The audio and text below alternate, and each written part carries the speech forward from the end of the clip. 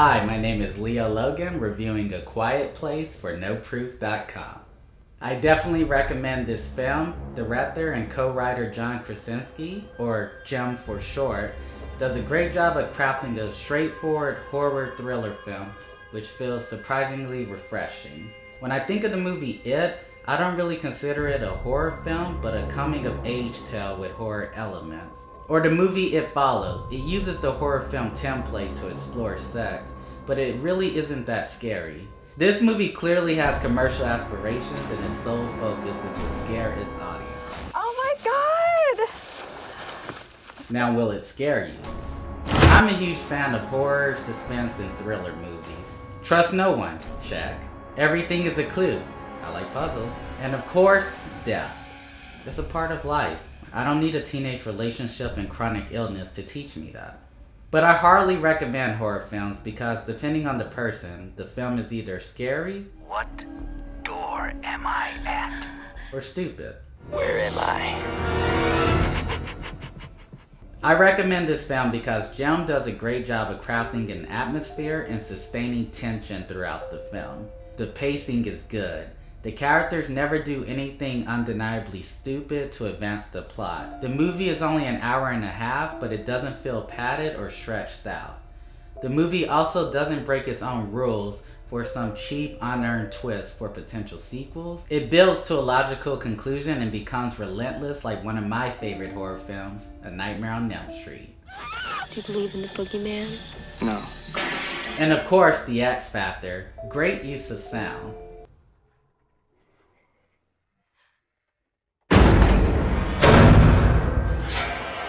The movie is about being quiet, so the score is used sparingly. And without the musical cues, you can anticipate, but you can't precisely nail the timing of the jump scares, which makes them even more effective. The use of silence reminded me of a great scene from the movie Babel, where a deaf girl goes out to party with her friends, and you alternate from her experience to that of her friends.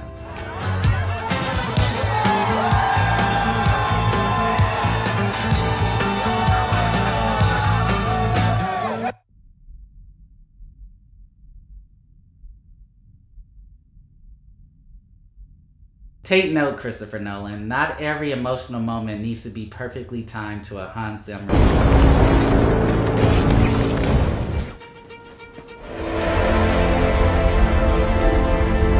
Ever since Paranormal Activity dismantled the Saw franchise, Blumhouse Productions has become synonymous with horror.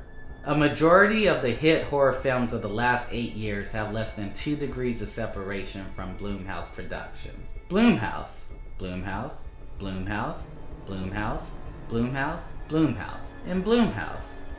The creator of the Conjuring franchise previously directed the first 2 Insidious films. In fact, Insidious Chapter 2 came out only 2 months after The Conjuring. He would also help produce the film Lights Out.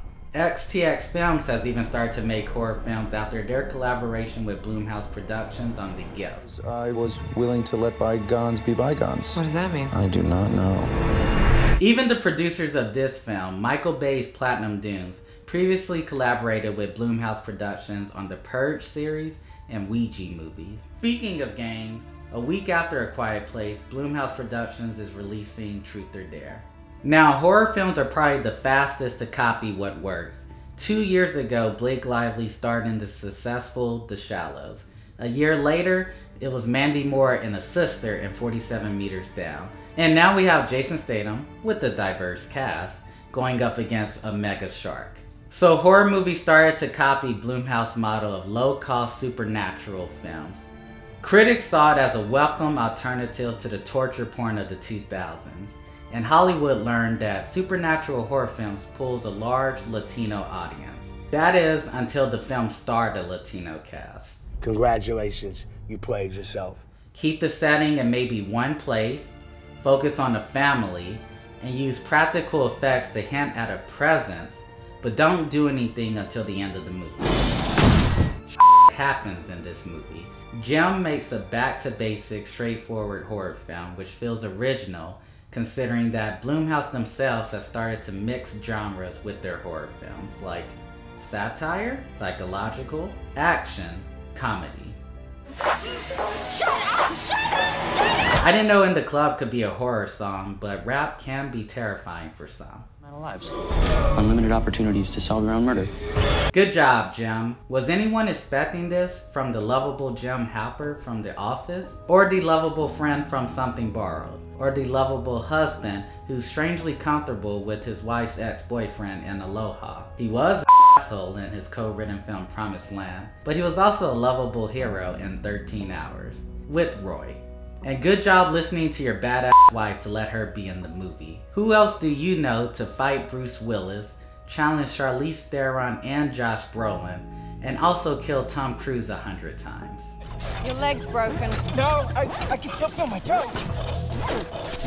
Oh, come on. This week I recommend the suspense thriller Frailty. It's about two kids raised by a religious father, and this father believes demons are on the earth and God has instructed him to kill these demons.